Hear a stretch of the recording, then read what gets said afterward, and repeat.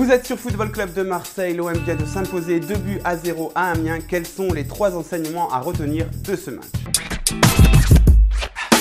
Alors on va être un peu monomaniaque sur ces 3 enseignements et ne pas arrêter de parler du chiffre 2, puisque le premier enseignement c'est que l'on a eu 2 occasions, on a marqué 2 buts. Alors certes ce n'était pas le Brésil, l'OM cet après-midi, mais ça a quand même su se montrer réaliste, et en particulier l'ami Clinton Ng qui fait un peu n'importe quoi, mais qui quand il a des occasions de but, eh ben, il les met au fond, donc c'est à souligner.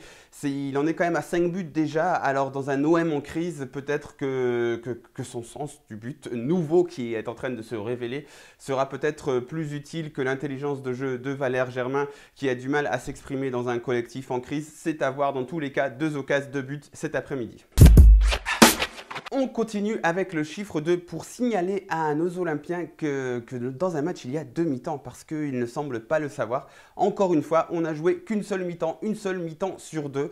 Les Marseillais ont pris l'habitude depuis le début de saison de n'en faire qu'une sur 2, donc c'est un peu embêtant, surtout lorsque l'on est tout près de concéder l'ouverture du score dans la première période. On attend toujours un match abouti de la première à la 90e minute. Les Marseillais ne nous ont pas encore donné ça. On est peut-être un peu sévère, mais les victoires en trompe-l'œil lors desquelles on joue qu'une mi-temps sur 2, on a vu que ce n'était pas très bon de s'appuyer là-dessus parce qu'à un moment ça cassait.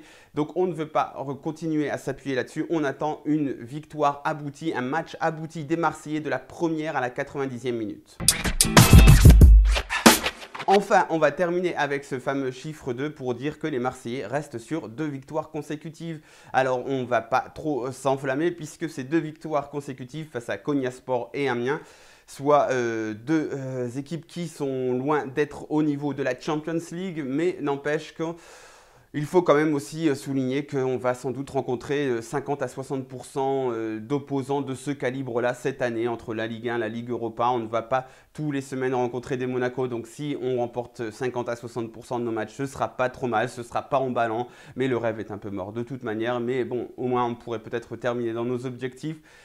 C'est à voir, mais dans tous les cas, on est loin de s'enflammer cet après-midi. On a 2 victoires consécutives, on a su se montrer réaliste, mais on attend toujours que les Marseillais réalisent un match abouti de bout en bout.